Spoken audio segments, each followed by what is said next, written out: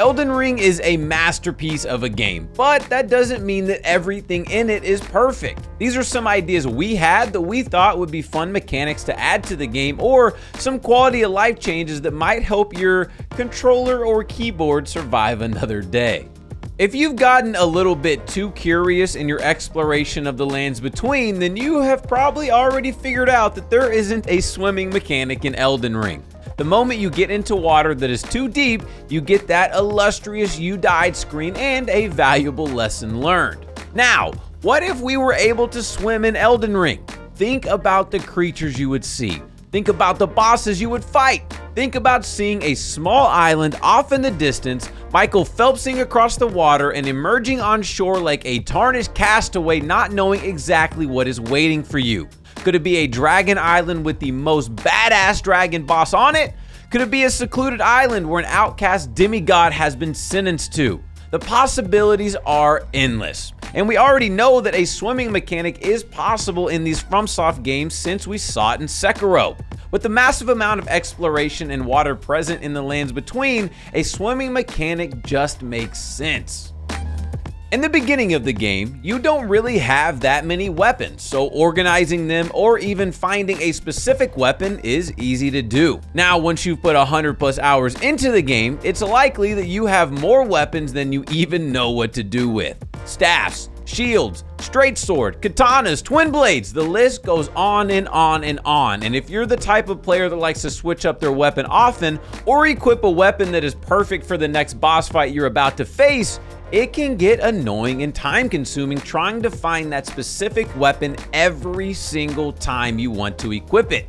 And the fix for that is quite simple, in theory anyways. Simply add a button that when you hover over it will mark it as a favorite, and then give us the ability to have a favorites tab in our inventory. This idea can be used across more than just weapons. It can be used for incantations, spells, and other miscellaneous items. The way it is now isn't bad by any means, but this change would just make it that much more simple and easy for everyone playing. The multiplayer in this game. In our opinion, it might be the biggest flaw and the biggest missed opportunity of this game. The way it works right now is that you and your friends have to go into the multiplayer menu and make sure you all have the exact same multiplayer password. Then you have to use a tarnished furled finger to lay down a gold summon sign. Then another player has to use a fur calling finger remedy to reveal that summon sign and summon you into their world.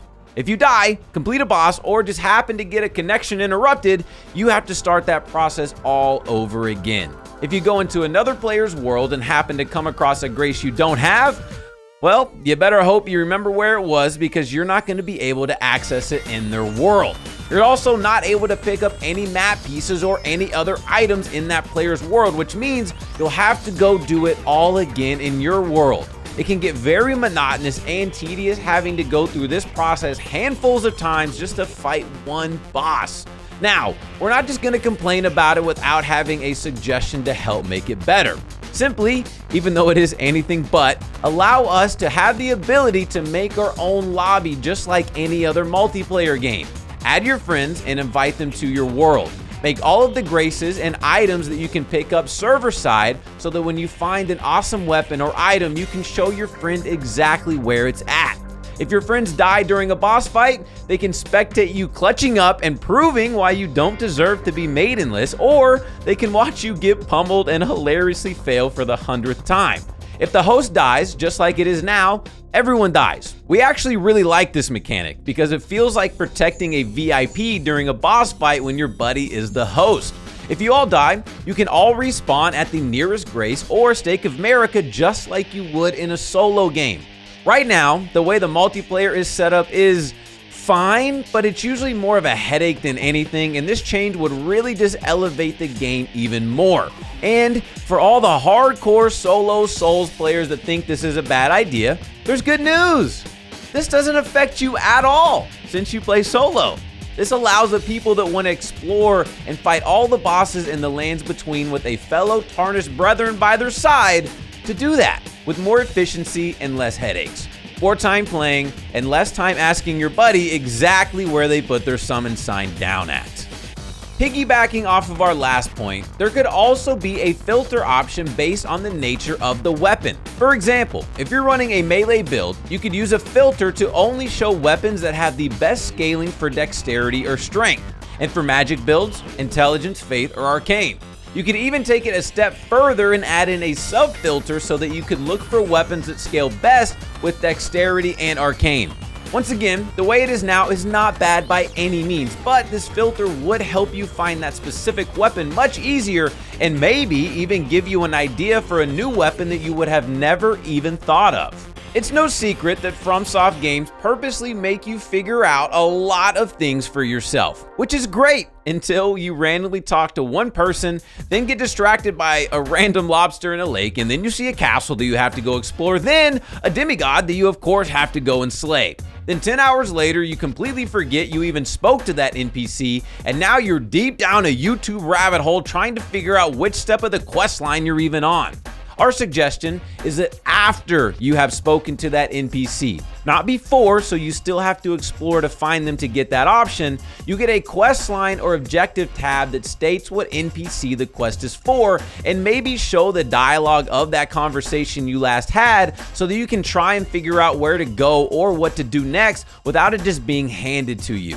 This would also assist in less players watching tutorials on everything and being shown exactly how it's done every step of the way, which we do want to note is absolutely nothing wrong with that if that's how you want to play the game. But if you wanted to figure everything out for yourself, this would definitely help with that.